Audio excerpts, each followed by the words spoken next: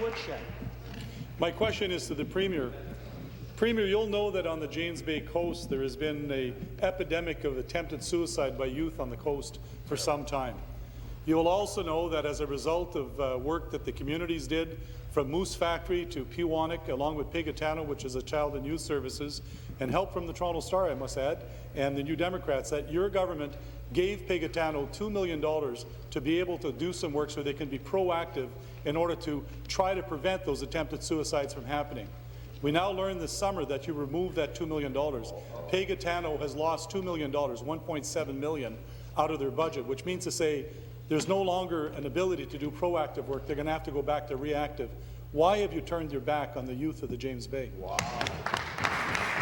Minister of Children and Youth Services. Minister of Children and Youth Services. Thank you, Mr. Speaker, and I thank the member opposite for the question.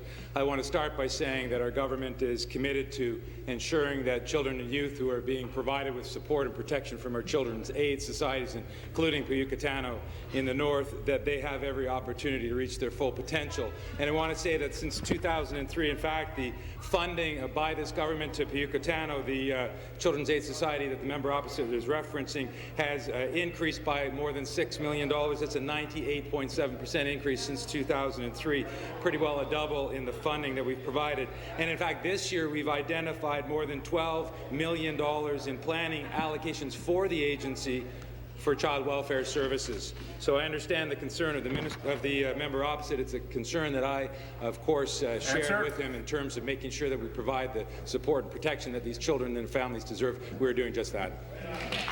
Supplementary. Minister, it doesn't cut it with the youth. The youth are going to be gathering in Cochrane at the Mushkegowuk tribal meeting this Thursday, and they're going to talk about what they see with their family and friends who are still, unfortunately, in a position where far too much attempted suicide is still the norm. We've been able to make some headway because of those monies that were given.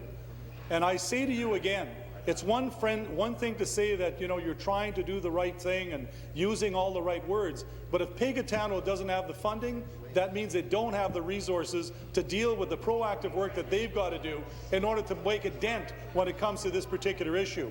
I urge you, Minister, to reverse your decision, and will you announce in the House today so the youth who are attending Mushkegowuk Tribal Council tomorrow will in fact know that this government is prepared to keep that money in place.